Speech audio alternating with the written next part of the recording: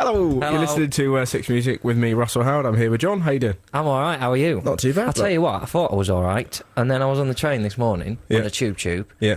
and a woman was looking at me, Oh, dear. and I thought, here we go. Yep. She comes over, oh, here we go, and then she gives me a card that says on it, never say never, you may have already resigned yourself to your situation, e.g. debt, loneliness, disease, poverty, depression and family disarray, Yep. but we say fight back, don't write yourself off. Who's that from?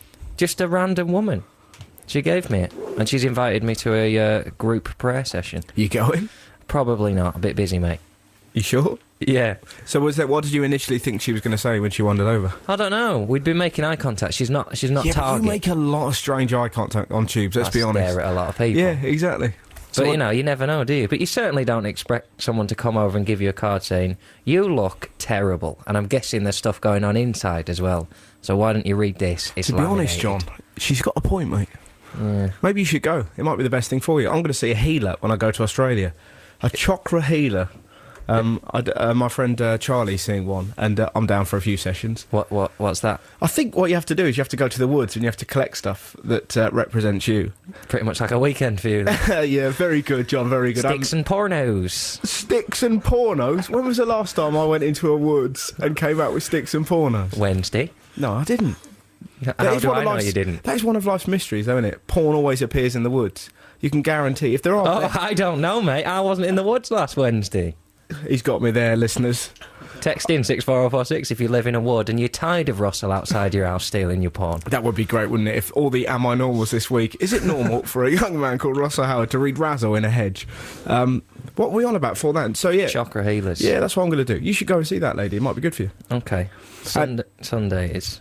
Today. Oh, I you can't can't do go it today. That's that knackered. Yeah. And in general, you well? Yeah, all right. And yourself? Not bad, thanks, love. Not bad.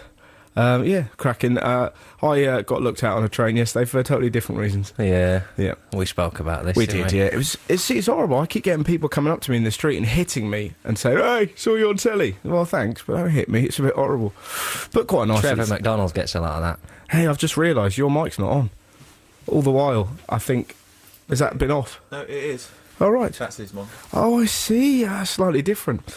Okay, cool. My mic inside your head isn't on. That was really freaking me out. There was part of me thinking, well, if his mic's not on, how comes he's talking so loud? Intriguing.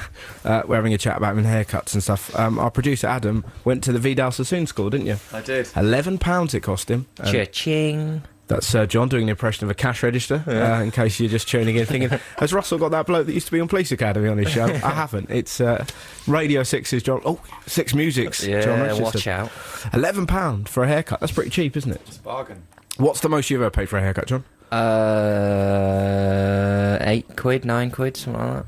How about I you, think Ad? I once paid 12, but that was an accident. $50. 50. Oh, you've had your haircut now? Yeah. Oh, I bet that felt great, though, didn't it? I'd love to get my hair cut. It'd probably be worth travelling just to get it. Where'd you get it cut? Malta?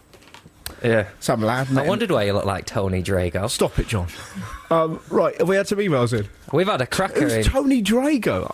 He's a Maltese snooker player. I didn't think you'd know. All right. But I said it anyway. I thought Tony Dorigo, who was, of course, an England fullback. And a Leeds United fullback. And Chelsea. A very good one. This is all good radio.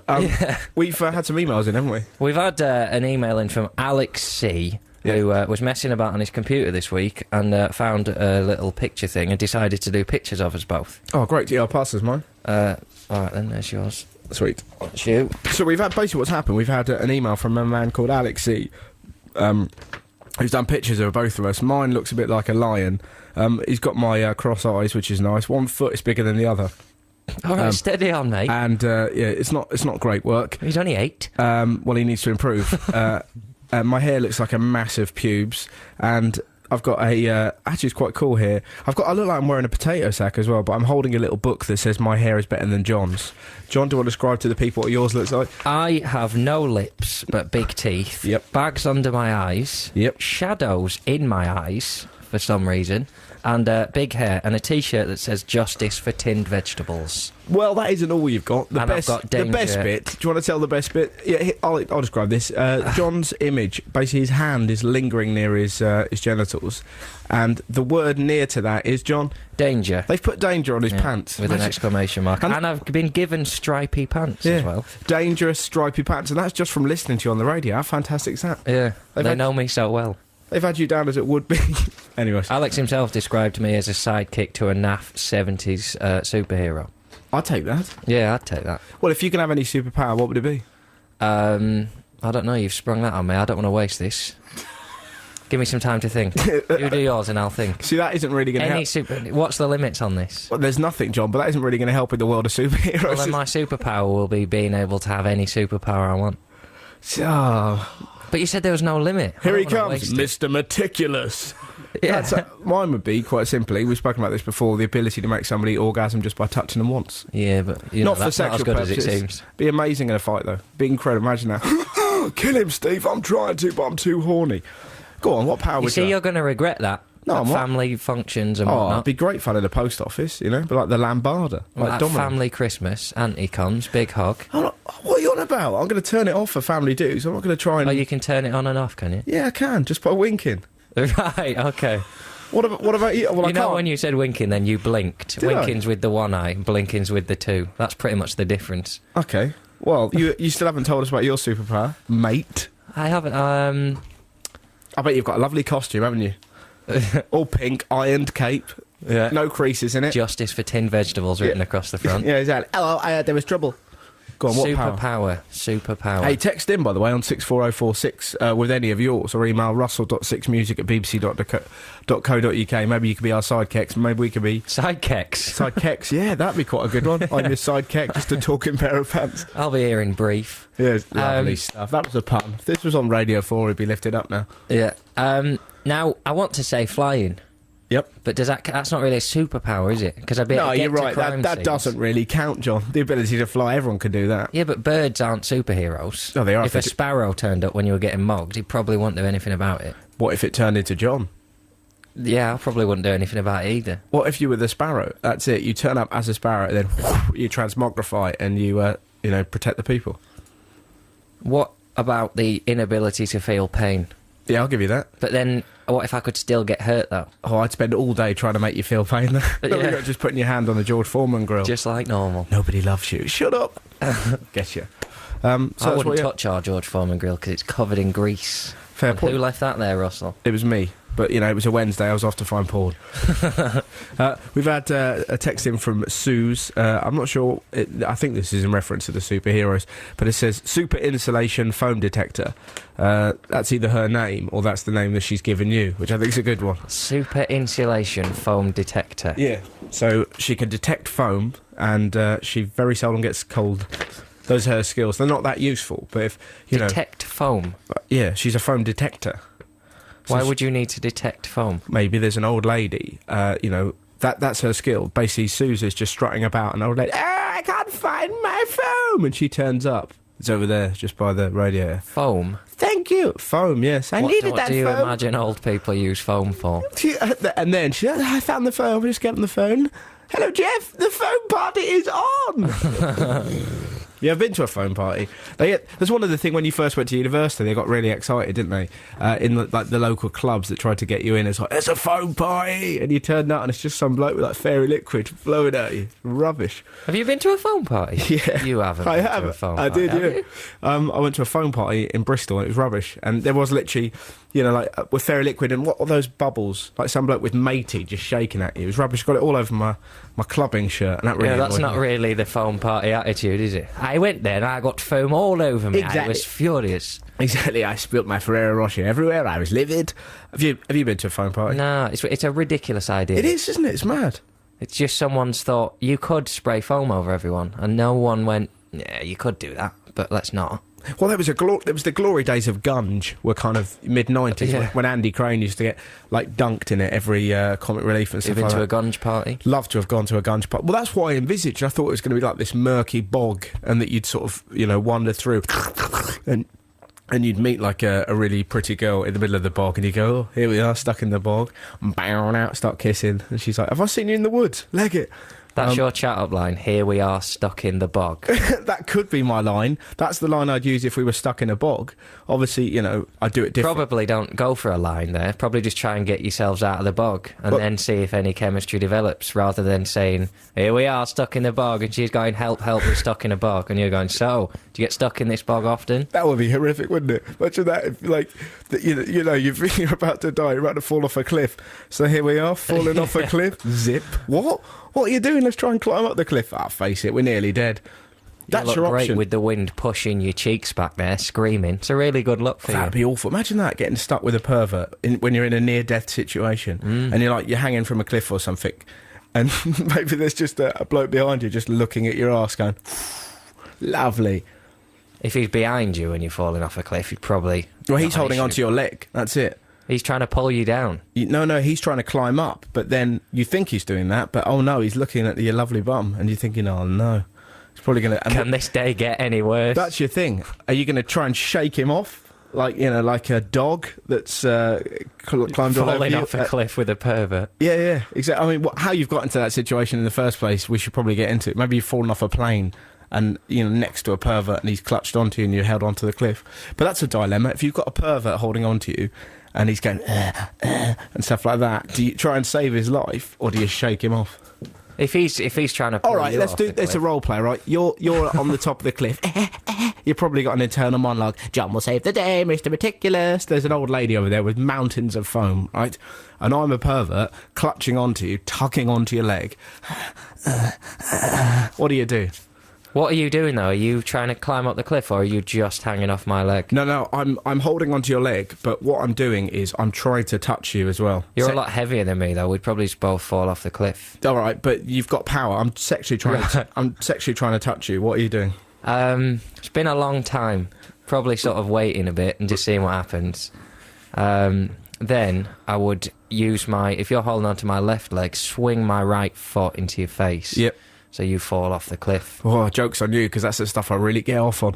I'm here with my sidekick, Mr. Meticulous. How you doing there, mate? Yeah, not so bad. I've just given myself that nickname. Yeah. You're not really supposed to give yourself a nickname, and if you do, you're supposed to pick one that's Do you know, I said, you know when you invent a phrase that is funny and you forget that people don't know that you mean it? I say self-defecating instead of self-deprecating. Yeah. Because I think it's funnier. And I forgot that no one knows I say that. So last night at the gig, I said self-defecating and everyone thought I was an idiot. Oh, really? But I think it's funny, and it kind of means the same as well. But yeah, if you're going to give yourself a nickname, you want to be a bit self-defecating and not so confident. Or maybe that's the. How great would it be if there's people all over the land from listening to this show now that are wandering around self-defecating? Yeah, very good. Probably just the northern people, then, is it? Oh, it's lovely in here. We've got right north-south divide in the studio, haven't we? Yeah. Adam and John both. Adam and John, sorry. Adam and me are from the south, and John and Adam are from the north. Do you want to explain that we've got two Adams in here, not one with multiple personality disorder? Yes. All right, Adam. I'm all right. Hey, how's your friend? Aye, not so bad. God, imagine that. Imagine if you had to do a radio show, but you were doing it on your own, but you did it with the pretense that you had mates, but you were doing all the voices. How sad would that? Imagine that. Just kind of, how you doing there, Russ? Not bad. Very good. That'd be great if it turned out that Trevor Locke and Matt Morgan never existed, and Russell Brand is just everyone in his life. Well, that makes it even more impressive. Right. Never even met Courtney Love. Yeah, he just. That'd be great. If you're a really good impressionist, you wouldn't have to book anyone. I wonder if Rory Bremner ever did that in his early days.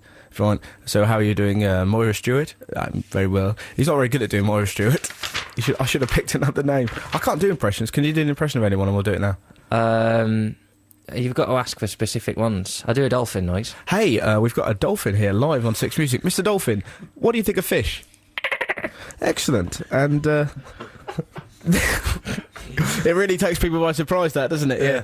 I've seen him do that. It's fantastic. What's great, because a lot of comics will use quite, like blue material and, a lot of filth and stories about sex and stuff. Or politics. Or politics. But no, to get a tough crowd, do you know what I mean? It's normally, when you're with your woman or something like that. I remember seeing John. It was one of the first times I'd seen him. And he wasn't, they weren't really listening to you. And John went, hey, get a load of this, and went... and the entire crowd just suddenly broke into these raptures of applause. It was fantastic. Yeah. Right, let's wrap up the superheroes and let's get Am I Normal going. Right. All right. What you got, John? Have you got an email? Yeah, we've had a couple in. Andy says I'd like a pause button so I can stop for a breather when my brother, Karate Kid Ed from Bristol, is kicking my ass. That'd be nice. And we've had another one in from Sally in Mank, who says, I'd like the power to turn on any tap and for hot soya tea to come out and the soap to turn into a vegan biscuit. Yuck. Right, it's time for the news. After that, we're going to be doing Am I Normal? Text us in on 64046 or email russell.sixmusic@bbc.co.uk with all the quirky little habits that you do that you'd rather you didn't. We've had some very interesting texts in. We've just had a text here from Jessie in Clapham South. It's quite an odd text. It just says, I think cider smells like the inside of my belly button. There's nothing else to that. But it's nice to know that we're providing a platform for people to get their views on air. Yeah, maybe she meant to take that into another show. I'd like to think someone on Radio 2 has just asked the question. Steve writes love songs. Yeah, exactly. Has just asked. Hey, what part of your body smells like alcohol? Yeah. Hey, I tell you what, it might be quite awkward though. Imagine if she has like alcoholic, maybe tramps just licking her belly or trying to lick her belly if it smells like cider. Oh, that'd be horrific for you. You've got a problem with booze. Imagine if you met a lady... Steady on! Oh, come on. That time we went to off licence, she went crazy. Who's already had a drink this morning, Russell? Hey, he had an empty... Well, it's empty now. But he had a bottle of red wine in his satchel that he brings in. And I had a little glug on it. Yeah. Yeah, I'm half cut. But imagine that. Imagine if you had a lady who, well... Just imagine that, yeah. It'd be great, Let's wouldn't all it? stop and I'd think love about that. If you had a lovely lady see, I picture your girlfriend being very, like, you doing stuff together, cooking meals together, and, like, knowing how to help with the meal, you know, and her, like, chopping... She would have to know not to help with the meal. Oh, no, see, I that's don't need assistance when I'm in the kitchen, and if I do, I'll ask for it. I can't wait for the day when you're with a lovely lady who just kind of goes, hey, John... Just rubs your hair, best you can, it's curly and weird. Yeah, mind your hand, you'll lose that. Is that just rubs me, sit down, and you go, okay, no problem. I'll just sit in the front room, watch Dukes of Hazzard, I'm fine, I'm absolutely fine. When I get a house, I'm getting a house. He's getting a house, everyone. No. Yeah, John. Renting. Big news, John, the first radio chef, Yeah. is getting a house in Swindon. Yeah, woo! Isn't that exciting? Look out, Swindon. He's 24 years old. It's handy for the A419. He's 24 and he just said that sentence out loud. It's handy for the A419. I'm moving. It's depressing when you move just because it's convenient for travel to anywhere else. I've nothing to live for in any one place. Oh, so my... I might as well live somewhere that's handy for anywhere. See, I wanted him to come to London and enjoy, the riches of the Enjoy capital city. crime and people standing on your toes and giving you cards on the tube that say, all right, loser, do you want to come and meet some other losers? And pray that someone else will stop you being such a loser. As opposed to Swindon, oh, I got a Rubik's Cube. That's all that'll be. I'm not going to talk to anyone. I'm just going to go in my house. I'm going to park my car in my garage and therefore lower my car insurance and go in my house and cook and eat I might eat in the lounge diner. Oh, exciting. And then I'm going to have a garden and I'm going to go outside and I don't smoke, so I'm going to just eat those sweet cigarettes in the garden. That'd be great. But leave the end bit and throw it out. Oh, I might come round and do that. Yeah, all right then. I'll have a sweet cigarette around yours. Yeah. That'd be great if I turn... See, I want to move in on my own, but we discussed this the other... Like, John could live on his own. He's an adult. It'll be fine. I'll go round to his house. It'll be lovely and neat. If I live on my own, Charles says, oh, you'll turn up and you'll have to cut me out of the filth. Yeah, you'll have to have a zookeeper. Well, this feeds nicely into our My Normals. We've had one in from... what do you know, Russell? An email all the way from Belgium. Really? Yeah, Belgium. Lovely. The strange thing is, as soon as the sun goes down, says Ellen, I become amazingly paranoid. I'm continuously convinced that there is someone standing outside my house looking in, and I can't see them because it's dark. Having a bath at night means turning my back to the window, taking off my clothes, and doing a strange skip jump into the bath, which has already caused several injuries. So what, she's worried that the person outside... As soon as it goes dark, she assumes that everyone in the village she lives in comes and just watches her in her house. There's every chance they do. Yeah, well, you'd never know, would you? That's the point. We had an incident like that in our village a couple of Christmases ago. There was this bird that kept turning up, like looking at us, like through the window, like this. I think it was like a raven. It wasn't a raven, but it looked like a raven. One of them, like an angry-looking beard. A beard, but it had a beard. It's one of those birds with beards. Beard and a cane. Yeah, and my mum went, "Go out there with that Gillette." But it was a bird, and it would stare at us and watch. And our dog Bonnie had just died, and the bird appeared a few times, and my mum genuinely went, "That's Bonnie, that is." Yeah, She wants to come back in the house. Look at her looking, and he's sort of going, oh, God, really? She wants to come in, I'm going to let her in. And she wanted to let this stray bird into our house under the... I mean, you know, just found yourself... Imagine if it wasn't like a moose or something there, just... Oh, let's Bonnie, let's let them come in you come, just a lion turning up. Although there is normally a beast that appears in villages, isn't there? Every so often. You know, there's always some weirdo that sees like a cat near a moor. Where you're from up north, there must be loads of that kind of stuff. Yeah. Hey, I saw a cat. We're right big. Yeah, well, people where I come from, Russell, in the north, are just amazed to see cats. That's correct. It still amazes them in the north. Lovely people, really ruddy cheeks, great people. Ruddy cheeks, big sideburns. So what's your Am I Normal this week, mate? My Am I Normal this week is I can't stop buying stationery. Ladies, it keeps coming. Did I tell you this man is coming to Swindon soon? Look out, Ryman's the Stationers, Boom for a man wearing shorts. Wouldn't it be great if they got to know you at your particular stationers? Yeah. If every time you came in, they hit a button, like some music started playing. So what's your stationery of choice? Oh, all of it. I love stationery. I could just spend hours in stationery shops. I went out with a friend this week because he needed some stationery, and he ended up not getting what he wanted. Hang on a minute. Did he call you? You've got a friend. Did he call you because he knew that he was going to be buying stationery? No. We decided it was Nobler, our flatmate. Yes. He wanted to go out and get a nice pad to do his writing in. So he calls you, that you're the stationery guy. Well, he knows I don't go out much. Yeah. So he said, I'm going out. Do you fancy it? But when you do, you come back with a pad. Well, he didn't buy his pad, and I come back with staples. I didn't even really need staples. I don't really staple much. Nice to get them. Lovely new pen, rollerball. Yep. I like paper. I like good paper. Yes, you do. I was going to buy a new stapler, and I've got a lovely stapler. I'm a bit like that when I go to John Lewis. I find myself, you can go to other retail outlets, but all the coffee machines and stuff like that, I never buy them, but I imagine them in my imaginary house. Yeah. And where they'd go. And that isn't my Am I Normal. Go on, what's yours? Well, mine sort of links back to this story that was in the news. Did you see this? There was a story in the news about...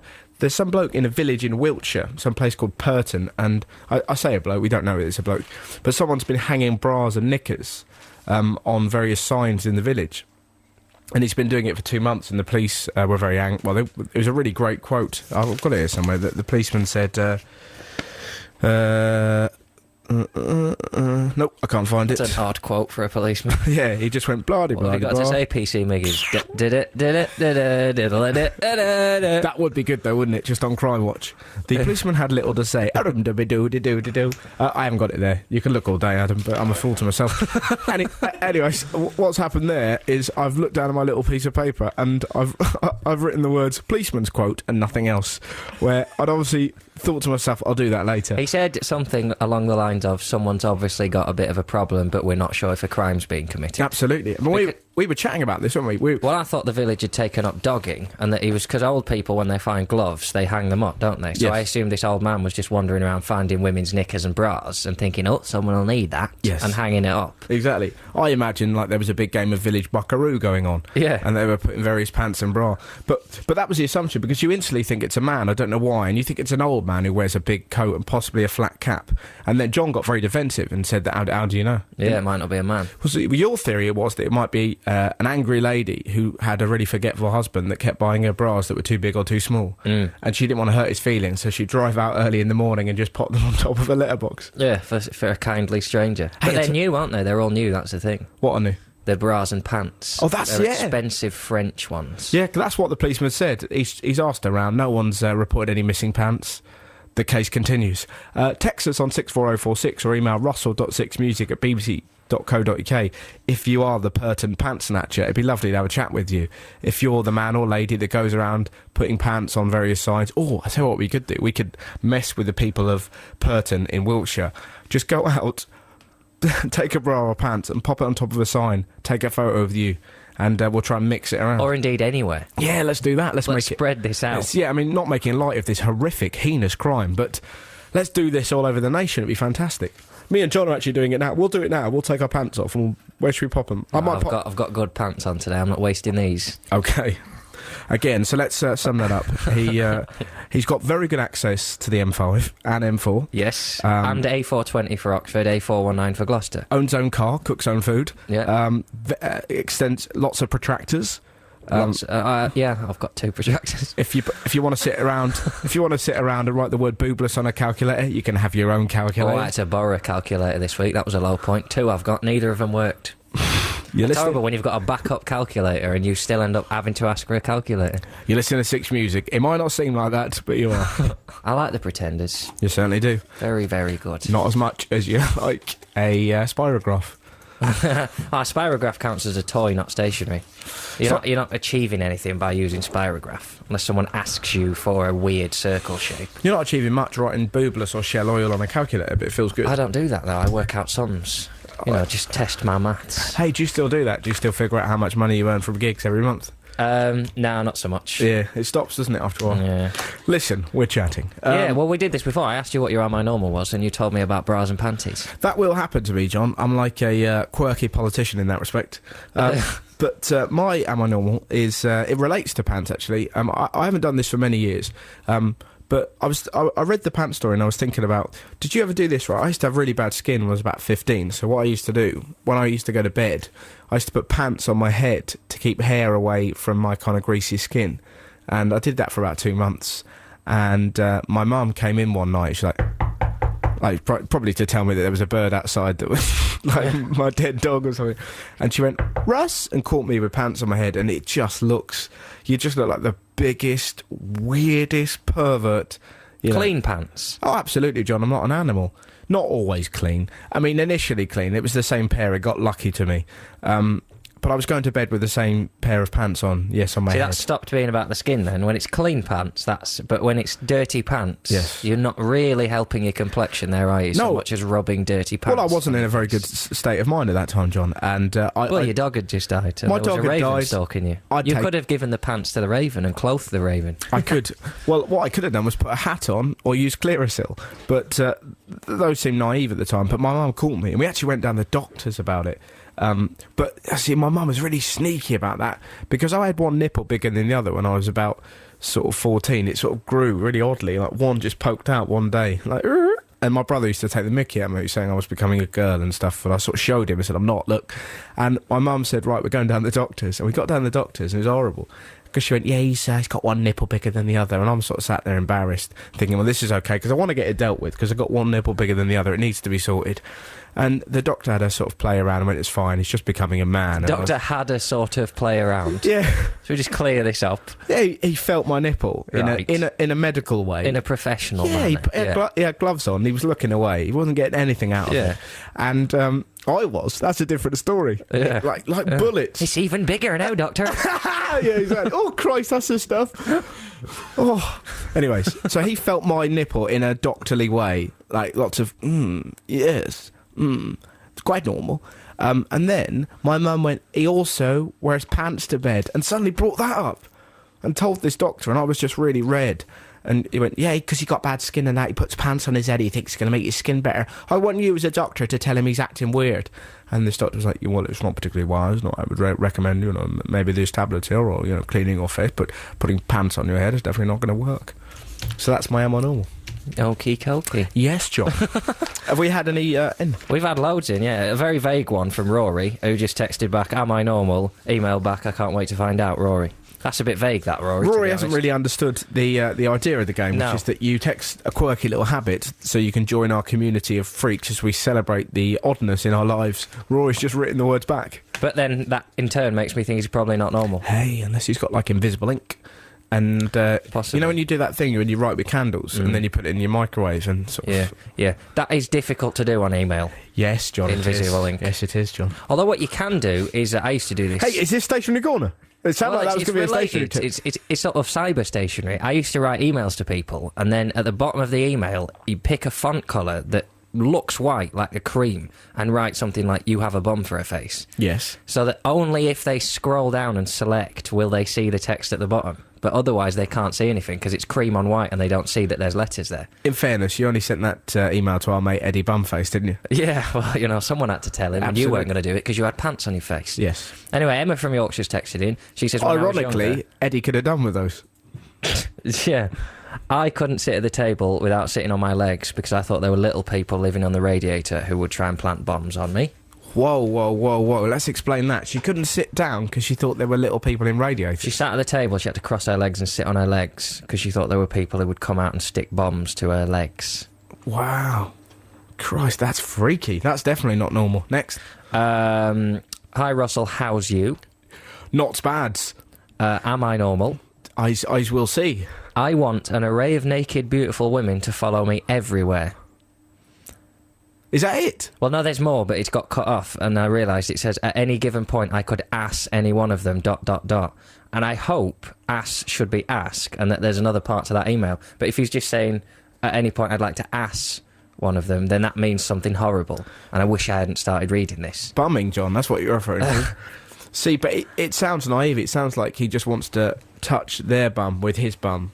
Yeah. In, like, the childish version of bumming. You know? Moving on, I've had one backing me up from Cheryl in Bristol who says, I like to smell the pages of new books and fresh pads of paper. Hey, I'm like that with babies' heads.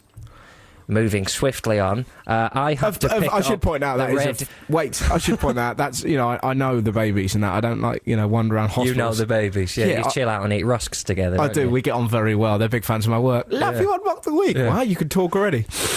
Watch yourself. In 15 years, that nipple will grow, but that one won't. Don't worry about it. See you later. Just go and have it played with a bit. Don't mind that bird. It's my dead dog. See you. I have to pick up the red postman rubber bands left on pavements. Right? Yeah. And this is a big thing. People who live in villages get wound up about this because postmen, their letters get elastic banded together and they throw them on the floor. Yeah. People get really irritated because birds eat them and then they choke.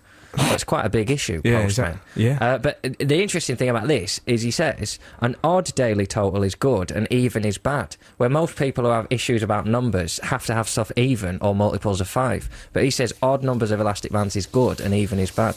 And he's only allowed one attempt at grasping them, so he has to stoop and pick it up, otherwise he's not allowed it. Lovely stuff. Right, well, let's have a song, and we'll carry on with your Am I Normals. Text us on 64046.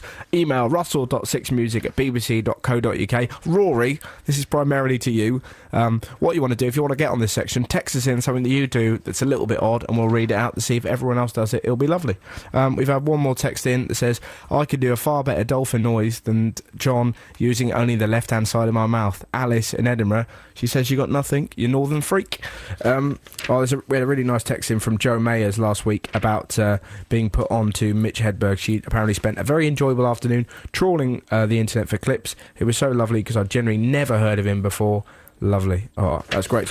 Adam from Reading says the same. He said big props for mention. Big props, I don't know what that means, but it seems like cool slang for word up. Yeah. Pig or whatever. Word up pig? Yeah. How would that be good? I don't know. Oink. I don't know. You're just doing pig noises. Yeah. I tell you what, mate, your dolphin is far better than your pig. Yeah, that wasn't my impression. And then...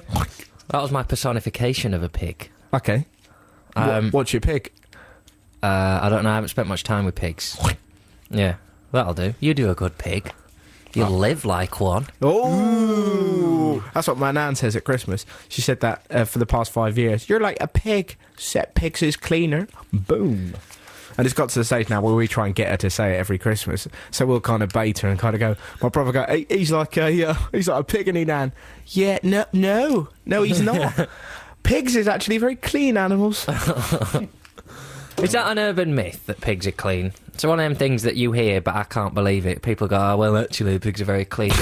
When have you ever... I love... Whenever John reads out something in an angry voice, it's always that, well, actually, yeah. It's always that same voice. There must be one... Hey, I tell you what, we've had a fantastic email, talking of which. We've had one here. Russell, did you know that Purton is only 2 miles outside Swindon? Dun, dun, dun. If you're just joining the show, news in. There's a man in Purton, or a lady, who's been going around putting bras, pants and knickers on signs. And John earlier revealed that he's moving to Swindon and has been spending a lot of time in the Swindon area. I have no comment on this. Bam, bam, bam. I can't afford expensive French briefs. Maybe, yeah. Well, I spoke to someone about this story and they said maybe it's like a rich man in the area who keeps taking the ladies out for dinner, but they've all got really cheap, like, CNA knickers on, so he's just leaving pretty knickers around so that when he wines and dines the ladies, they can wear nice knickers and bras. Rabbit bras. I was loving it. Bras. You're the Purton Pat Snatcher. I prefer if we reuse the phrase brassiere from now on. No. No? Whap catcher. Okay. Right, am I normals? I've got some nice... This is a really weird one. This is from Pete. He's put here, I shave me butt cheeks when I think I might be hanging out with a girl. Is that normal? He reckons it is. I'd say that's very abnormal. I'd say that's very confident as well. Absolutely. I go for lunch with a girl. Better shave my bum. We'll probably end up having intercourse. She's like, all right, Pete. Yeah, it's Jane. Yeah, look, I met you the other day. I think we get on quite well. Do you want to meet for a coffee? All right then, love. I had that done to me once. Not shaved, but burnt. By a friend of mine. They pinned me down at a party and lit my anal hair. What an afternoon. What, and it's an 8th birthday party you'll never forget. Yeah, exactly. Flipping heck. I thought we just had to open the parcel. The thing is, as well, it was health and safety, because of your big nipple, you were on an angle when you were laid down on the floor, and that could have set fire to anything. They thought I was a freak. You know, I had one huge nipple, hair growing out of me. Yeah. Oh, I've had another one here. This is quite nice. This is about me and my pants. Our 2-year-old son will put pants on his head, pull down over his eyes, and a pair of socks on his hands, and pretend to be Motorbike Man, which is quite nice. Hey, Emma here. I can relate to John's love of stationery. I like buying blank cards, but then don't like sending them if I like the picture. Fair enough. We've got another one here. I hate when the covers of DVDs peek out of the plastic case. John in Aberdeen. Does it say I hate when? It does, actually, yeah. Well, then that opinion is invalid. Okay, this is quite nice. I'm a bit like this. Hi, Russell. Am I normal? Whenever I walk over a bridge, I have the overwhelming urge to throw whatever I have in my hand off the bridge. Gemma. See, I'm a bit like that with myself. I was at Warwick Castle this week, and I climbed up to the top where you can, you see through where the arches used to be. So you climbed up to the top, you go to the stairs? Yeah. Scale the outer wall. I didn't. Yeah, Fathers for Justice. But I climbed up, and I was there, and I had this real desire just to fling myself off. It was horrible. Yeah, exactly. You just can't help it, and you sort of imagine just plunging to your death. Ugh. A guy, did you hear on the news this morning, a guy fell out of a hotel in America, 17 floors, and the worst he had was a broken leg. Incredible, isn't it? Yeah. Fell out of the window, landed on a roof parapet that absorbed his blow, broke his leg, but he's fine. So... We got any more? We'll move on to our my normals then, shall we? How lovely was that? John's just popped in. Yeah, bloke nearly died. Yeah. You never know where a story's going to go, because that's the thing about you see. I'm consistent. You can turn to me with any story and know I'll hate it and have a pessimistic view about it. Yeah. But sometimes I'll say something and you'll go on for half an hour about it. Oh, what, you want me to see the good in that story? No, All right. no, I just gotcha. I can find it. The good is, maybe he wanted to kill himself, but the only reason he wanted to kill himself was because he hated his job. Now he's broke his leg, he don't have to work for the next 3 weeks. See? Fair enough. Silver lining. Dan has emailed in and said, sometimes when I go out, I put Radio 3 on, as I theorise no one else is listening and the DJs might become depressed and kill themselves. So by putting Radio 3 on, I'm saving lives, and when it comes to Judgment Day, I have to try and repent for my atheism, and it could just be by saving Radio 3 DJs. P.S. Do you know anyone else who listens to Radio 3? No. I climb the stairs in twos and rate them as good stairs or evil stairs, depending on if they're evil or odd in number. Mark in Blackpool. Wow. And that's Blackpool Tower there as well, so a lot of work to do there, Mark. I'd pay good money to see a man berating a stair. Imagine that. You are an evil stair, whereas you are good. What does he do? Does he rub them? Does he kiss them?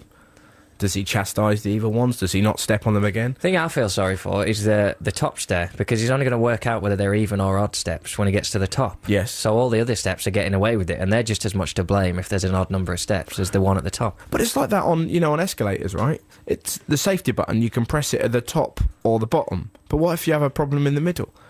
That means you have to go all the way down to the bottom and then stop. So you can only have an emergency at the top or the bottom. They should be all the way down the middle.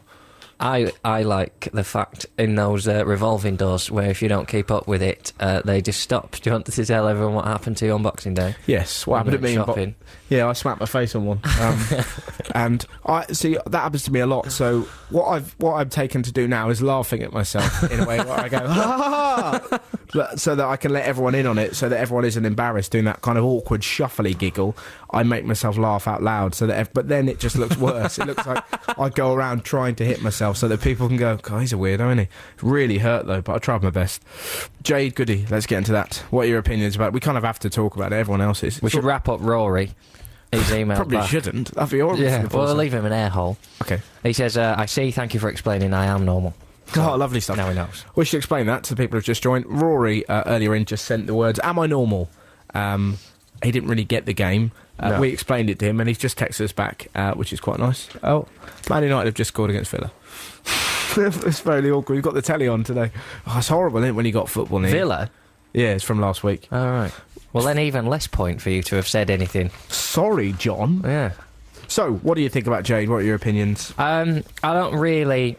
Now, see, for me, because there were two stories, weren't there? There was Jade and there was Janet Street Porter. And Yes, one of them was someone who should know better, and one of them was just a moron saying moronic things to make morons watch more on telly. Yes. Which just isn't a story, but then, in a strange way, is because people got all het up about it. The thing that I find intriguing about it is that she's caused a race row with India. 5 years ago she was chewing pencils, and now, she sort of is in, she's like the first thing on the news today. And all the conspiracy papers are in the...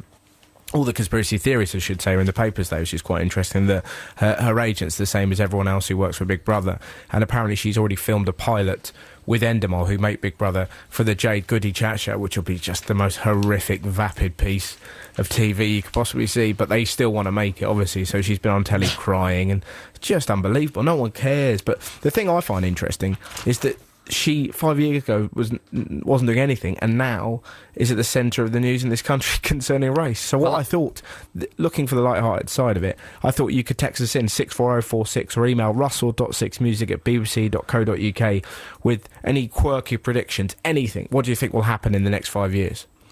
What's amazing about the Jade thing is that the only reason she's famous is because people secretly care about stuff like that. But whenever anything like this happens, the only reason there's such feedback is because people want to go, oh God, I don't really care. But the fact that, like, they did a Sky News text in, should this be the end of Jade's career? Yep. And they were so amazed. 92% of you say it should. We've had thousands of texts in. Yeah, and you think the fact that you've had thousands of texts in means thousands of people will buy Heat next week to see where that despicable Jade Goody drinks coffee. But it's the same. They always make me laugh, though, those the phone-ins, because there was a phone-in for the devolution of English Scottish Parliament, and apparently 60% were for English Parliament, 30% were against, 10% didn't know. But people had phoned in. How funny is that? Right, my opinion on... Right, okay, hello? Yeah, I don't know. Yep, nice to have me vote. That cost her 10p, or him 10p, just to put aside one opinion. You've got the right to vote, though. Hey, it's like those... they got in trouble, didn't they, on Ofcom? What was it? The Mint. That's it, the Mint. Does anyone watch any of that rubbish? Yeah, you do. You know the late night...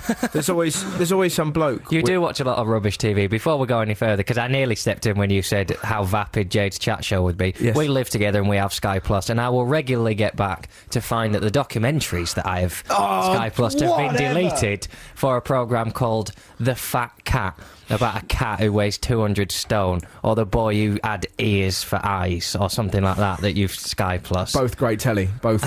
The Fat Cat, he was a burden on his family. And The Boy with Eyes for Ears was... really enjoyed the work of Salvador Dali. So, yes, the Mint. You watched The Mint. What I was going to explain, they got in trouble this week because... you know the programmes, there's always some bloke kind of going, so, which former actor was the President of America? What is it? What do you think it could be? And they stare at the camera for ages. Ring up, just give us a call now, give us a call. And there's always some bloke kind of, is it Kelly Brook? No, it's not Kelly Brook. Next, what do you think? Is it Kelly? No, it's not Kelly Brook. Okay, keep on ringing. And it was a thing. The question was, what do ladies keep in their handbags? Now, what would you go for? What are your guesses? Mace from Jon Richardson. Adam? Lipstick from Adam, very good. Purse. A purse, lovely. The top two answers were a balaclava and a raw plug. And they got in trouble because loads of people had rung up, which is fantastic. But the best story about that, I found this thing on the internet, and if you're listening at home, you should totally go and... I don't know how to find it, but it's on YouTube somewhere, right? But there are these lads that, with their own video cameras, video these TV programmes, and they get on to all of them. And so they always come through and go, OK, what's your answer? And they give it about 2-second pause before they just go, cock! And you just see this bloke straight away go, OK, we're going to have to go to the next caller. And they've done loads of them, and you just see the camera then shaking at home where they're watching it on telly, just so pleased with themselves. I'll tell you what, statistically, they're going to win one day as well. They're going to be like, OK, name the bird, P something. We've got a next caller on the line, it's Dan. Cock! Well, that's £2,000. Hey, on that, what a weird link that is. Peacocks, I saw one of those today. They sound... So, mate, you know when you see a bird like that and you get really excited? because you think, oh, look at that, look at that. And I found myself at Warwick Castle, saw this peacock straight in front of me. I thought, wow, you feel a bit like the first man that's ever seen a peacock. And you feel really sort of privileged. And do you know what I mean? Do you ever get like that when you sort of, like when you see an ostrich, you just kind of imagine if you saw that. Don't bump into a lot of ostriches. Yeah, if you go to Long Leap, but that's what you imagine. Imagine if you did, how freaky it would be. And I was kind of all overcome with the beauty of nature. And then they started calling, and they sound, honestly, peacocks sound just like Russell Brand. They sound like a mix between Russell Brand and Max Miller. They just, like that, this really weird, rhubarb. It's fantastic. Right, let's have a bit of music, and then we'll wrap up the next bit. That's it. Hey, we could talk about birds. We'll do that in a minute. That was the worst link I've ever done. Yeah. I liked most of it, apart from that. Oh, now. Hey, then. Hey, I'll tell you what sounds like my... Hey, now then. Hey, was it? Hey, song. In it? Was it? Shall we? You listen to Six Music. Just before that link, I said to John, I have a plan. And the plan is we're going to read an email here from Emma Wilkinson. Hi, guys. Loving the show. It's awesome. Anyway, I emailed the show last week because I saw a yoghurt next to John. Dun, dun, dun. I can now see a yoghurt pot and a banana. You probably think I'm well sad looking on the webcam and looking for things. Oh, well. Can you please get John to turn to the webcam and show everyone the food he's got? Of course I can. I've got Muller Light blackcurrant yoghurt this morning. But you can buy other yoghurts. You can buy other yoghurts, but buy one with berries in it because they're rich in antioxidants, although I don't think it counts when they're sugared up and put in yoghurt, but it makes me feel better about myself. I've got a banana, which, truth be told, is a little bit green for my tastes, so I probably won't eat it. I'll wait till it's a bit more ripe. A sandwich and some biscuits and a cup of tea and a glass of water. You listen to Six Music. That's what Jon Richardson likes to chew on. Now, we've had loads of emails and texts in about whether or not we're going to have a podcast of this show, because not everyone gets to listen to it. We're trying to get one, but at the minute, we can't, because Neil Pringle has one on BBC Southern Counties Radio. He does a breakfast show where he gets info on the A27 roadworks at Beddingham and essential advice for a woman whose man is mad about football. So that's why we can't, because of bloody Pringle. That son of a gun. So, what we're chatting about? We're chatting about Jay Goody and stuff like that. Hey, we've got one here. Hey, Russell and John, it's a text. Talking of peacocks, I have a friend down at uni who lives in Corsham in the West Country. In the village, they have peacocks roaming, and he says he knows one of them and that they're good friends. Christ. Hey, Russell, a great show. Have any of you been to Grimsby, and what is your verdict? Because I have to move there. God, that sounds grim, doesn't it? There are no bees there. That's all I'll say. That's a clever joke there. I've been there once, and it seemed quite... I mean, they seem like nice people, but... this is a great... This should be read out in John's angry voice. Jade Goody is the ideal consumer. Ignorant and insatiable. She is the paradigm target of modern marketing. That sounds like the beginning of a song. She's the paradigm target of modern marketing. You know that science thing that used to get... Lithium and bithium and skibbidibbidifium and nivium and diddle-little-little. Lithium and bithium and skibbidibbidifium. I didn't listen to the words. No. I've got an email here from Alison Roughhedge. I have a friend who lives near Purton. Dun, dun, dun. Don't forget to text us in, 64046. Email russell.sixmusic@bbc.co.uk. A photo, we want a photo of you with a bra near a hedge, or a street sign or something like that in relation to this man or lady that's been going around the village of Purton popping underwear on top of stuff. And her friend wants to know what size the underwear is. Any idea at all? Implying that she wants to go out and nick some of it, which is great. Maybe that's what you should do. The ladies of Purton, you know. If you want a new bra, you know, just have a rummage around in a hedge, you'll find stuff. Or if you live outside Purton, you're willing to commute. It's expensive. I think what it might be is that there's an expensive bra and knicker factory nearby, yes, but it has an open roof, and birds are stealing bras and knickers to build nests out of, and then they drop them over the village, and they just happen to land on road signs. And some old man is probably getting the blame, and there's probably an old man who can't go in the post office now without everyone going, I bet it's him, dirty old pervert. It's not him, it's you. We've already established this. It's not me. You're the Purton Pat Snatcher. I'd have you do it down as doing something like that when you're an old fella. Oh, when I'm an old fella and I've gone doolally. I don't even think it'll be that. That'll be your plan. You've got to just put that bra up there nice and... That's... You'd be able to tell if it was me, though, because they'd all be hung at perfect right angles. And I'd probably have to stuff... if I was going to hang a bra, I'd have to stuff it and hang it properly so that it was... The breasty bits were lying perpendicular to the floor. What would you stuff it full of, like dead squirrels and that? Probably just like tissue and that, mate. Just tissue? You're going to nick that from a tissue factory? I'm not going to nick it, I'm going to buy it. I'll pay my taxes. You do? Yeah. All over our living room. We've got some text in. This is what I was talking about earlier. I was talking about, how bizarre it is that Jade Goody is now the centre of like a race riot involving India. So I asked you to text in with your odd things that you think may happen. Matt McDonald, Goring by Sea, thinks that Bjork and Face from the A-Team will make an excellent couple. Gary says that Margaret Beckett will contract rabies on a visit to a nursing home in Croydon. Could happen. Nick Cousin says, I envisage that a drug will be developed to enable Angela Lansbury to live forever, allowing her to make infinite episodes of Murder, She Wrote. Isn't she already dead? John, please. To fill the void... That's the most... In the middle of a lovely, whimsical text about a TV detective, you pop in, she's already dead. Well, you see, I'm all for whimsy, but it's got to be grounded in reality. She's already dead, isn't she? Can I seek confirmation on that Angela Lansbury is dead? Yeah, she's dead. So now he's looking for something to... Brilliant. Bring her back to life. She's not Father Christmas. I'm not ruining this for anyone. Well, you probably are, mate. There's probably people at home... Kids listening crying now. Yeah, there's probably a kid who's just switch on Six Music, click. Angela Lansbury is dead. I never said that. You did. Oh, I might have said You've that. just said she's dead in the middle of She is dead, though. Kids need to learn. You can't hide the fact that Angela Lansbury's dead from your kids. You don't have to say. You have to come on radio with your death list. Oh, well, all right. Angela Lansbury's gone to a land of dwarves and elves where she just roams free and giggles all the time and only eats food that's pink. Lovely. Stay off drugs, kids. John has something to say to you, the listeners of Six Music. It has been pointed out to me several times now that comments I made earlier about the apparent death of Angela Lansbury may have been not just misguided, but in fact completely factually inaccurate. Exactly. And that Angela Lansbury is still alive. Kind of. You can't do that. She's as live as... I saw her the other day in a stationery shop. You'll enjoy this. Buying a big folder, John, singing to herself. Hey! Pete's emailed in to say she is not dead, ! I think her lawyers might be in touch. Oh, that'd be a great... You can't really sue someone for implying that they're dead, can you? It would be great, though, wouldn't it? If that ever went to court, that'd be a great case. Hey, I was just fooling around. Yeah. I don't even like the bloody show. I do it all the time. It's one of my things. Poirot. I said he were dead the other day. Inspector Wexford. I've not seen the guy. Is he still alive? Who knows? Morse. Oh, crap. Oh, no. He is actually dead. You can't, just clearing this up, you can't sue someone for that, can you? What, for saying that they're dead? Yeah.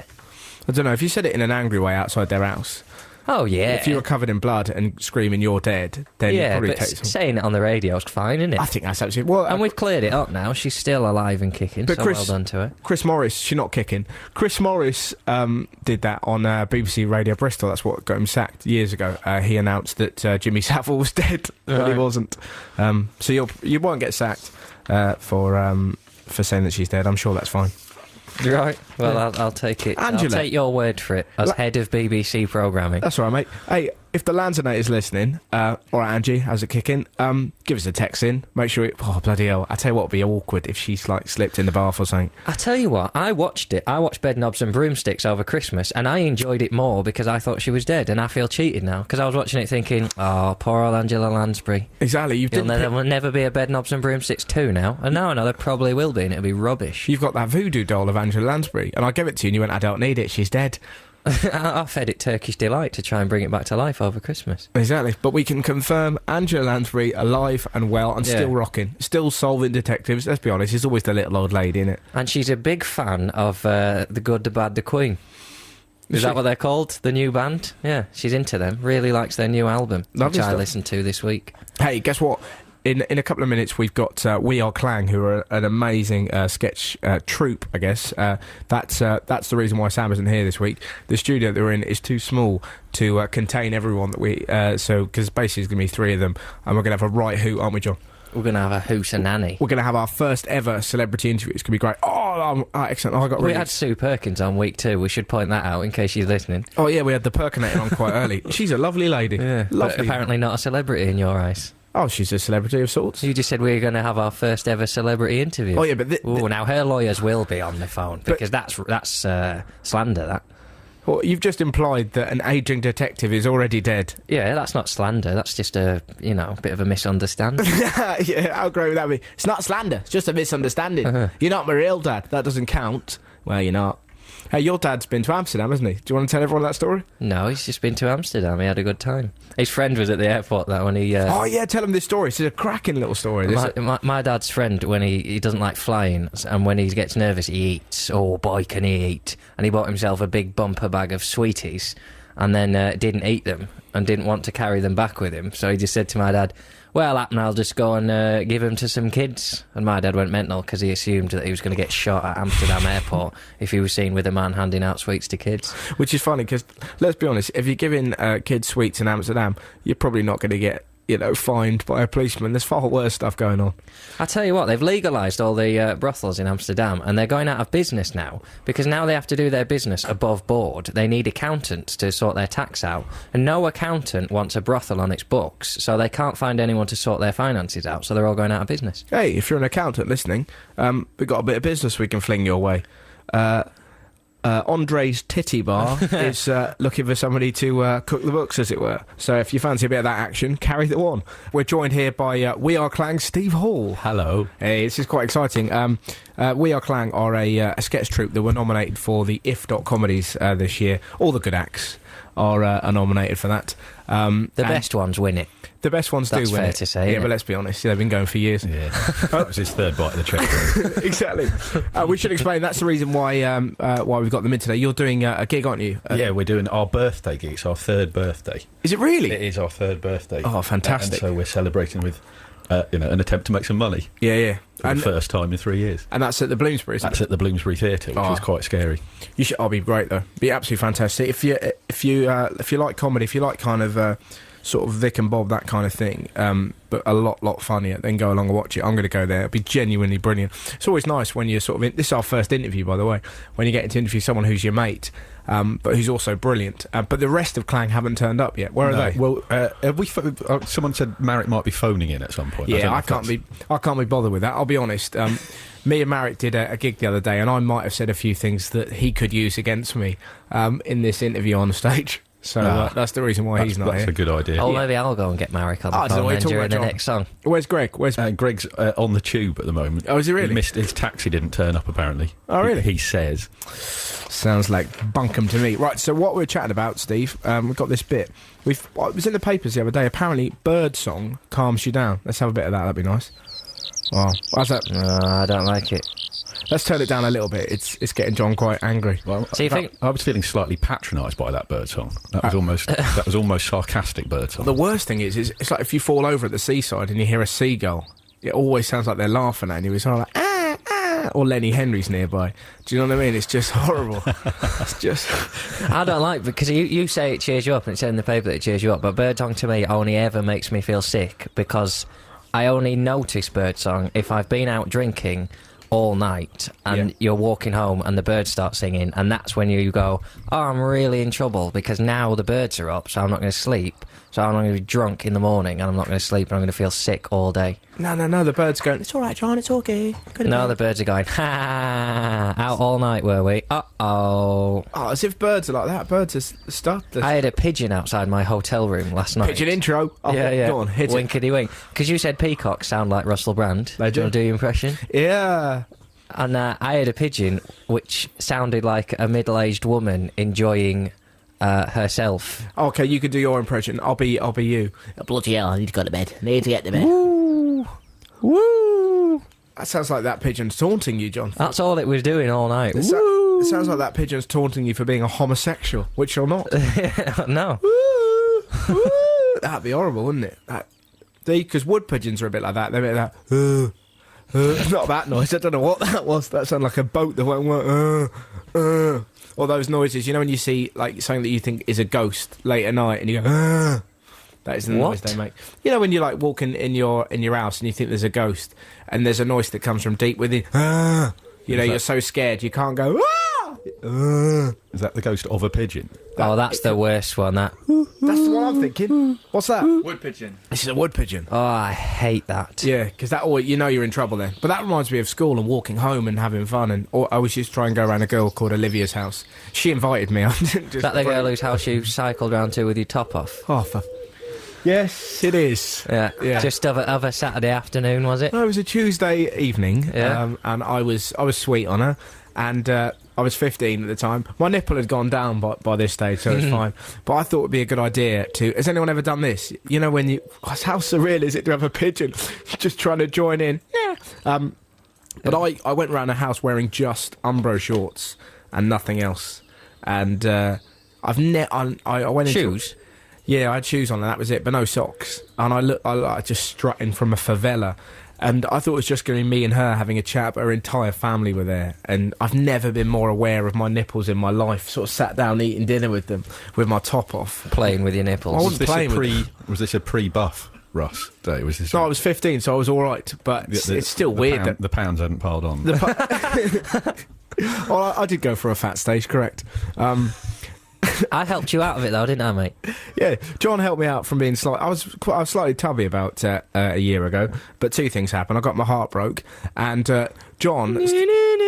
All right, yeah. And John started, whenever I was eating food, going, yum, yum, yum. And let's be honest, and tapping his belly, and that will stop you eating. It doesn't matter what fitness video you buy, you're better off having a mate who's very angry at the world, but can only attack you, a young wonder boy, when you're trying to enjoy a baguette. Young wonder boy, Yeah. honestly. See, most people eat. That negates the heartbreak argument that you're saying I had my heart broken, so I turned to food. And yet the next sentence is, because I'm that good. The people who think that don't eat, don't comfort eat. They just look at themselves in the mirror. Oh, I don't do that. Yes, you do. How dare you? You look at yourself in When the you mirror. get into the lift at your brother's apartment, do you stand facing the door in preparation for exiting, or do you stand at the back of the lift facing the wall looking at yourself?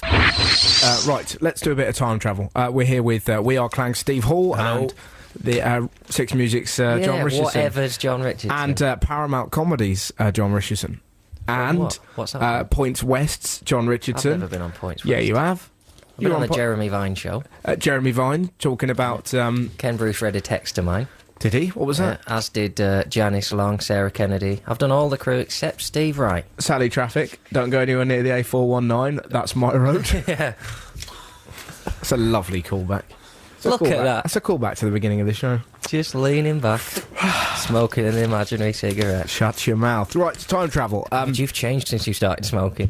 You're right. I get so You angry. never used to hit me. Text us in on 64046 or email russell.sixmusic@bbc.co.uk where you'd like to travel and why, future or past. John, where are you going this week, mate? Well, this week I'm going right back. Here we go, Steve. You'll get used to this. I'm guessing John will be going back to better humanity. Continue. Well, I'm strictly speaking going back to better myself, Oh, lovely. but a better that me. implies something rather seedy. No, better myself, Steve. Better myself. But a better me is better for humanity, and therefore, you know. But I'm going right back to the beginning, dinosaurs, right? And Oh, then just flipping heck. coming forward. Mate, I went there last week. I was dressed... No. I was dressed as a T-Rex. Yeah, I'm going to stop at that point and smack you for that. I'm coming back, but slowly, so I just get to see everything. Because I've got no idea of the timescale of stuff. Like, you know when someone says dinosaurs, Yeah. you don't really know how far back that was. Because I Ages. picture as soon as Ages. dinosaurs were finished, Yeah. then there were people. Yeah. But in reality, there was a massive gap. But was the gap between dinosaurs and people bigger than how long dinosaurs were on the Earth for? So then I want to see the evolution of man and work out how long man was evolving for before it became what we are. Maybe it didn't evolve, maybe God made it all, in which case that would be great to see. Hang on a minute, though. Surely you're going to die. No, I'm in the time machine. Yeah, but you can't... I'm not waiting through. I'm fast forwarding the time machine. I'm Oh, basically using the time machine as like a chronograph. I'm just going to watch the world go by. Isn't that slightly cheating the concept of time travel? Yeah. So I've got a time machine, I'm going to see all of time. Yeah. Flipping heck. But I'm fast forwarding. I'm not like watching all of it. It's like I'm fast forward. It's the universe is a DVD. Yeah, exactly. And what then you're- think how powerful I'll feel so It clever. always comes down to this megalomania. But imagine how safe you'd feel in your own knowledge if you could put yourself in that much perspective that you knew not only how you were in your own time, but your place in the entire history of the universe. It is wonderful, but I'm not so sure it's going to work in the time that we live. You know, as if you're going to be down the pub having an argument and you'll go, it was 3 billion years from the last dinosaur to the first man. How do I know? Yeah, but then Have a look at this photo. Look on your phone. That's me next to a dead T-Rex. you've got no idea what 3 billion years means. I do, mate. You don't know. Yes, I do. 3 billion years. You can't imagine 3 billion years. I can. And Go on. Are you we go. imagining Rice Krispies? Flipping hell. I wasn't until you put it in my head, and now I've just got Snap, Crackle and Pop staring at me going, 3 billion's ages, mate. Yeah, well, you quite couldn't have put it better myself. Are you seeing one specific point, or are you seeing all of the world? All Well, of history? no, I'm seeing one specific point, I think. So it's just You have to pick that point carefully, because if you picked just the point... Dagenham through the ages. Yeah. Well, it wouldn't be Dagenham, would it? Where would it be then, Brave Soldier? But that's the other thing as well. You know, when dinosaurs... I don't know... I know that before... When there was first land, there was one big bit of land, and it broke up. But that... Pangea. Yes, exactly, yeah. God, it's good to have someone educated on the show for once. Right? And then that broke up. And dinosaurs were on the Earth when it was all one bit, wasn't it? They weren't on the Earth after it got split up. No, they caused it. There was an argument in Dinosaur Land, right? Oh, my lord. They were playing swing ball. And one of them hit it so hard that the Earth broke, and all the dinosaurs went, oh, flipping heck. And there was this one curly-haired fellow in the corner, just kind of going, very good, writing it into a notepad that he bought cheap from W.H. Smith. That's the history of the universe. So let's hear you're going back to put a whoopee cushion under Henry VIII's throne or something, are you, this week? I'm not going to do anything like that, John. Go on. Travel back to when London acquired its name and call it Winky Town. We're chatting about time travel. We're here with We Are Clang's Steve Hall, and I think Greg Davies is downstairs. Is that right? I think he's in the building. He is. We can just say that now. Greg Davies is in the building, so that's quite good fun. We should probably play a prank on him so that when he comes into the studio, we'll get a buzzword. Should we try and get something into the conversation and freak him out? What can we get in? Something about his parents, because Cruel goes straight away. This is quite deep psychological damage we're doing now. Well, we're dealing with an absolute master in Steve Hall. I mean, the last time I saw you, I believe. Well, let's. Oh no! Don't. Just quickly before he gets in, let's see if he thinks Angela Lansbury's dead, and just drop it in, and Mate, see if he goes mental. You're going to jail about that. We'll get her on the show next week. It'll be fine. It'll be all sorted out. She can come in. We've had a text in that says this: being thought of as dead could have an adverse effect on offers of work, and hence such a claim could be liable to legal action. Right, here he comes. she could be so shocked when she Hello, finds come out. in, Greg. Come straight in. Yeah. Greg Come in, Davies. Greg. We've had some bad news. Yeah, exactly. So let's freak him out now. So I don't know whether you've heard. Greg Davies here. Hello. Have you heard the news, Greg? Depends what the news is, Russ. Angela Lansbury's dead. What? Yeah. See you later. He's off. Well, he's leaving the studio. That's an awkward start. We did promise him. So, we're chatting about time travel. Where are you going, Steve? Well, I spent ages thinking about this, because there's loads of specific things back in time that I'd like to see the 1976 FA Cup final. Yes. But because there's too many things, I think I'd have to go forward in time just to see loads of films that I've never seen. So I reckon just like 100, not too far. Yeah. Not so society's changed too much. So I reckon 150 years ahead. Yeah. Just look up The Family, check out some Russell Howard DVDs. That'll be the big thing. Vintage. They'll be like they'll be like Bill and Ted Wild Stallions. Oh, yeah. Well, see, Your that was DVD. one of my ideas, because I was thinking about this. I was thinking about you, that bit of stand-up that you do. I quite like the idea of going back in time and finding, like, Mein Kampf and the Bible and all religious scriptures and doctoring them with that quote from Bill and Ted. They'll be excellent to each other. Just be excellent to everyone, and maybe a picture of an old man smiling. I think that'd be quite good fun, and that might have an effect on wars and such. It might slightly affect the tone of Mein Kampf, certainly. Yeah, absolutely. If Hitler hands it in and he thinks, yeah, get a load of that, that's going to knock your socks off, which is what he said. bomb Winky Town. Yeah, exactly. And then he opens it, and it's just a smiley man and be excellent to each other. Be excellent to each other in my Lebensraum. Absolutely. Maybe a picture of a dog just scratching its arse on grass. Isn't there a danger that people might warm to Mein Kampf more than they did then? Yeah. And that you could change history very much for the worse? No, for the better, my friend. What, in that we would be dominated by the Nazis? No, Greg, you've got me all wrong. I think I've got Paddy, and I've... Yeah. What's great? What a fantastic way to start your interview on Six Music. What? So you're promoting the Nazis? No, I'm not. I'm promoting We Are Clang, who are appearing at the Bloomsbury Theatre. Do you want to say hello to the nation? Vehemently anti-Nazi, I might add. Oh, yeah. Although I've seen sketches. As a collective, yeah, but they're secret ones we did for you. Yeah, that was a great evening, wasn't it? Yeah. So, The old Nazi night at Russ's house. smashing time. We punched that pig. Are you up for... you're doing the Bloomsbury Theatre, aren't you, Greg? I am, yeah. When is that? Do you want to tell everyone? It's Friday the 26th of this very month, next Friday. Is it really? It's my dad's birthday. That's how they'll remember it. Well, if he fancies a night out, Yeah, the Bloomsbury Theatre's the place to come. You don't want John's dad there. He's not a big fan of your work, to be honest. Is he not? More What's into his- sort of, Frankie Howard and that. What's your dad's problem with our work? He just, it's more of a personal thing. He Is just it? doesn't like you.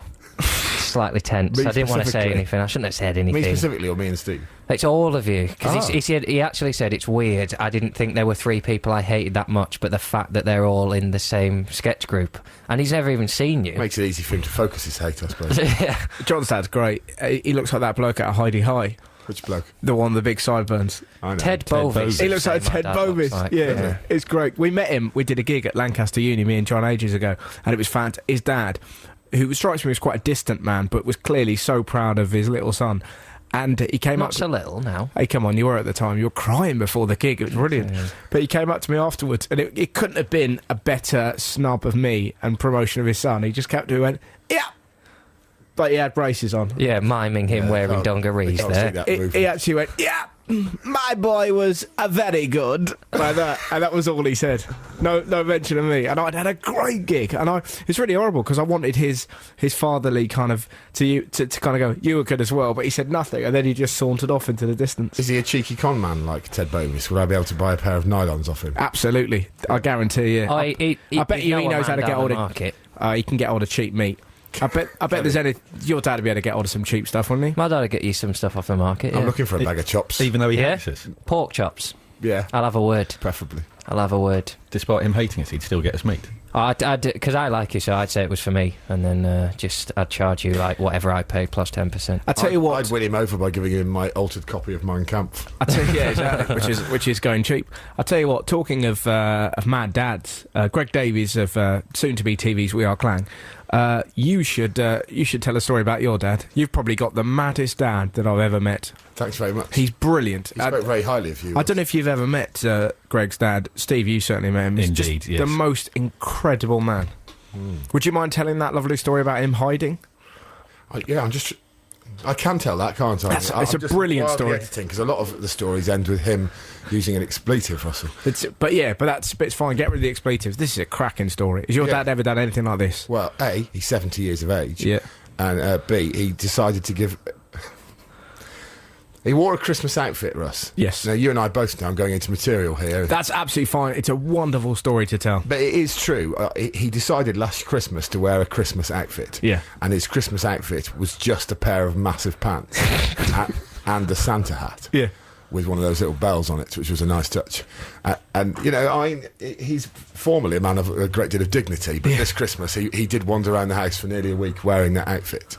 And I went out for a drink one night in my local village, and he sort of saw me out at the door in his pants. And then 11 o'clock, closing time in our village, my mother tells me that what he did was he went upstairs into their bedroom, and he went to my mother's sheet drawer, and that amuses me in itself, actually, in that she does have a sheet drawer. Absolutely, yeah. He pulled out a double white sheet, and he put that over his head, and he went out into our garden, and he hid in a bush, with a view to giving me, and I'm 38 years of age now, Russell, I don't mind telling you, Yeah, you look with great a view in to it. giving me, his son, a bit of a scare. How great is that? How lovely is The that? funniest thing of the story is that my mother is so sick of him that she didn't tell him that I'd stayed over at my friend's house that night. I was over at David Sage's house. Good guy. And as a result, he's a nice guy. Sagey? Dave. Yeah, you know Dave, don't you? Yeah, good Sagey. Old flipper. Yeah. How's his dog Onion? So he was in a bush for an hour and a half. How lovely is that? What was the sheet for? Is that for warmth? No. Oh, come He on. was being a ghost. Being a ghost. Oh, right. So he dressed up. To be honest, I'd be more scared of a 70-year-old in pants than I would of a sheet. But What did you have him down as, a Klansman? No, I thought maybe he'd taken the sheet out to huddle in because he would have been cold in the bush, if you'll pardon the expression. His dad's mad as crap. As if he'd go out there to huddle in sheeting. I just don't get that. I would be more scared if he leapt out in pants and went, but it's not "Ooh, your Greg." father, is he? If my father jumped out, I go, oh, there he is. Yeah. I've become accustomed to him wearing pants and If a hat. that, Well, if that says a John's lot. dad, if John's dad leaped out, we'd be like, Liver, really cheap. Your dad clearly is mental. If your dad leapt out of a hedge in pants, and your reaction would be, well, there's dad in a hedge in pants again.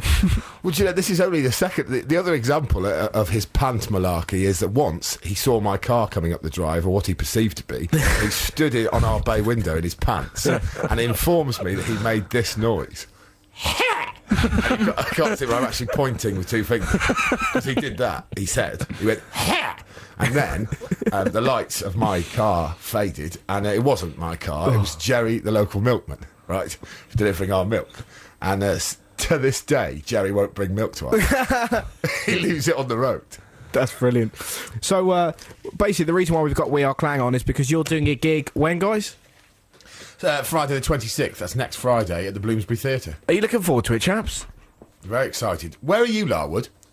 I'm in a room that's just been cleaned. Go It on. really stinks of bleach, and I feel a bit funny, to be honest. No, where are you, though? We're a little bit... In a room. Have you been I'm in- institutionalised again? I'm rehearsing with another sketch group. Oh. What? Cheers, mate. What? What? Just, I felt there were some sort of different things I'd like to do. Oh, you want to do some really bland stuff? Yeah, some bland stuff. Just doing normal voices for a change. Yeah. Is this one of your Doing stuff characters that's you're not playing now? rude. Something that's not rude. Yeah, something that makes people not feel scared, and when we come into a room, something that makes people feel nice and happy inside. It does really. If people are just tuning into 6 now, it does sound a bit like we've got a man in prison, doesn't it? We've got on the line. So what have you been doing today? Just clean out my slot bucket. But that isn't true, is it? You're a comedian, aren't you, Marek? We did a gig together the other day, didn't we? Yeah, we did a gig in where was it? I don't know. Hatfield. Hatfield, yeah. Big gig. Yeah. Big It was gig. a wonderful gig. You were really nice to me, Russell. That's okay, mate. So we're chatting. Do you want to tell us anything else about Clang? It sounds like he's had something horrific done to him, doesn't it? I've been reporting him to the authorities for years. Absolutely. It looks like it's finally paid off. Where are you? Where am I? Yeah, where physically in the country? I'm in West London in W10. I'm in a room, and there's lots of strange pictures on the wall. Are they like That's ink all I blots? know. And some man's going to have to get me a bacon sandwich. These are all the things. I've woken up here. God. It doesn't sound good. Can you see someone that you recognise? Anyone that you recognise? No, there's a post on the wall of sharks, and there's a post on the wall of butterflies. Okay. And have you got all your clothes on? I think so, but a funny thing, when I went to go to the loo this morning, my box shorts were on the wrong way around. Oh dear. Oh god. This is a bit awkward. I'm not sure how we're going to be able to link into a cool song. Oh, no. Sounds like a man's been sexually attacked. Are you looking forward to We Are Clang, Marek, on the 26th of this month at the Bloomsbury Theatre? If it doesn't I'm clash really with your looking other forward to it. commitments. It's going to be the greatest show we've ever done. Do you prefer us It's to about anybody else you're £10 working or with? £12. It's a bargain. This is a cracking interview, lads. This has really gone really badly, this section. It's going swimmingly well. I'll tell you what, I'm not wishing to cast aspersions on Clang, not wishing to split you up. God knows you do that to yourself well enough. But the interview was going great until Marek turned up, and Interesting. he's slightly spoiling it. What were you talking about before then? Chop him out of the equation. Secret project. Yeah, we were just having a chat about they've got a new character that they're developing that doesn't involve you, apparently. Yeah, we're working with Will Steve- Adamsdale, former Steve- Perrier winner. Steve actually said, oh, we're going to get rid of that bloke that looks like a strangled baby. I did say that. And then went, by which I mean Marek Larwood. How do you feel about that, Marek? I just feel a bit cheated, really. I wish you'd have said this to me in a room by myself instead of over, a radio where there's up to 17 people listening. That's not very nice, is it? Oh, come on. You've seen MySpace, Marek. There's more than 17. Yeah, I couldn't go on the internet today because we were on MySpace friends. Okay. Right. Well, this is We Are Clang. Honestly, we are funny. Yeah, great, but we it's- are funny, though. It's like... We have to be in the same room together. Yeah, at the Bloomsbury Theatre on the 26th. But ordinarily, if it was like a corny kind of comedy interview, I'd go, hey, lads, tell us your favourite... But I'm not going to do that. And all the songs you play, frankly, are unbroadcastable. So... Well, there's so much swearing and bad language. This radio interview has made me realise... do you want to... I'll tell you what. Do you want to describe one of your favourite songs, which is Love's First Kiss? Do you want to describe what that's about? Well, no, I don't. It's genuinely difficult to do Yeah, exactly. at But this time of the day. Brilliantly funny, but it ends up with it starts with a simple idea about Yeah. your first kiss and ends up with... And then it ends up in a natural union between Yeah. man and woman. yeah, exactly. Yeah. With the description of... A natural... It's just a bit damp. So, if you're after a bit of damp mirth, honestly, you should definitely go. They are genuinely brilliant. It was probably the best show in Edinburgh this year at the festival. Go along, you will have the time of your life. Marek, I hope everything works out for you. Thanks, Russell. I really miss you. See you, Judas. See you later, mate. Mwah. Bye. We're nearing the end of the show. What a fun show it's been, John. Fun show. What a laugh, what a hoot, what a smashing time we've had. Yeah. We're here with soon-to-be TV's We Are Clan, the brilliant We Are Clan with Steve Hall and Greg Davies. We've lost Marek. You say lost. We ditched him. Lads, I recommend you do the same. Now, I don't, he's brilliant. I didn't realise how much you messed with the dynamic until today. You absolutely need Brilliant. it. He's wonderful. Now, this is part of the section of the show called Let's Play God, what you do if you're an all-powerful deity. John, kick off. Show our guests how we do it. Right, this week I'm giving everyone the ability to hear the thoughts of people around them. Hey, yeah, that's a So good that one. when you're talking to someone, so there can be no lies. So when you're talking to someone and they say, I love you, if they're secretly thinking, well, not really, you can hear that. And you don't ever have to embarrass yourself by thinking that they love you when they don't. Or the other way around, if you want to be optimistic about it. What about white lies, though? If I said, like, when you come downstairs some mornings in just your pants, and you go, yeah. And in my head, I'm going, well, this is awkward. It's best that you don't see that, isn't it? I tend to see that in your face, because it all creases up and you stop enjoying your Rice Krispies so much. He struts down in flash pants sometimes. And it's always, because John's so... Do you two live together? Yeah, he doesn't just come round my house in pants. Now, dude. Oh, this is awkward. Yeah. I had no idea. Yeah, we live together, but he sometimes... For another month, Yeah. and then I'll Shit. move into Swindon. Yeah, exactly. Ask him why, Greg. Why, John? It's handy for the A419. He's 24 years old. Perfectly reasonable. I'm a 38-year-old, and I totally understand where he's coming You from. can get more for your money in Swindon. I was going to move to Oxford, but for what I can afford, I can get like a bin in Oxford. You're losing I me can now, get John. a house in Swindon with a garden and a pond, and I can grow my own vegetables. And I can cook food in my Vegetables? kitchen. Vegetables. Yeah, vegetables, and I can have a kitchen diner. Wonderful pronunciation of the word vegetable. Vegetables, he'll do that. I picture him in his garden, having a barbecue on his own, and his neighbour just leaning over the fence and just going, where'd you get that? And him go, Morrison's, it would a dare do. Flipping over the meat, it would a right dare do. Happiest meal I ever had on my own was a barbecue in the Yorkshire Dales. One of them little, you buy the ones in they're like baking trays, Yeah. and they've got cold.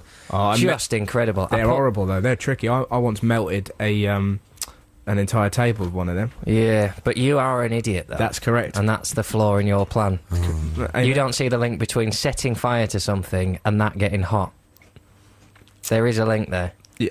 Are you that stupid, Russ? From time to time. I always thought you were quite a bright little imp. Thanks, Greg. Hey, what would you do if you were God? I've had a long-term desire for everybody to have the ability to jump 30 feet vertically. Oh, I'm yeah. not just making this up. I've always thought how wonderful it would be Yeah. if you're feeling a bit down, just to be able to just bounce to the top of a building Yeah. and have a little bit of a look round. But I had the caveat that I think that when you jump, you should always hear this noise. Oh, absolutely. I was going to suggest that. Yeah. Yeah, that'd be terrific. I just think it doesn't matter how miserable you are, if you're feeling really down, suddenly you just go, have a little look round the skyline of the city, you'd feel better. It sounds a bit like that, Mr. Sir. How about you, Steve? What would you do? I'd like everyone to be able to spontaneously just generate a cup of tea or coffee without having to go to the yeah. ring. And it would just be made perfectly. They could make it, if they had guests around, if they had 5 or 6 people around, just everyone would automatically have the drink they wanted. That's wonderful. Imagine that combination. Greg would be like that. That giraffe could do with a sup. Thanks, Greg. And it wouldn't spill as well. Absolutely. Would there be a noise when the tea was generated? Like, woo! Yeah, kind of like angels singing. Yours are primarily... What the hell was that noise, John?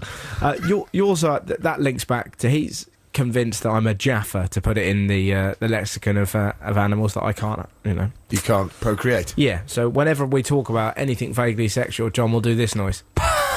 And that's become an impression of me. That's the sound of your Yeah. infertility. You firing dust. Absolutely. Well, what a lovely way of ending the show. That we've now got 30 seconds to go, and the main image people are going to be left with is not the lovely image of people leaping into the air, putting tea into a giraffe's mouth. It's this noise. Have a fantastic Sunday. Enjoy the rest of your week. Go to the Bloomsbury on the 26th of this month, which is next Friday. It'll be absolutely fantastic. This is Cloud Busting by Kate Bush. BBC 6 Music.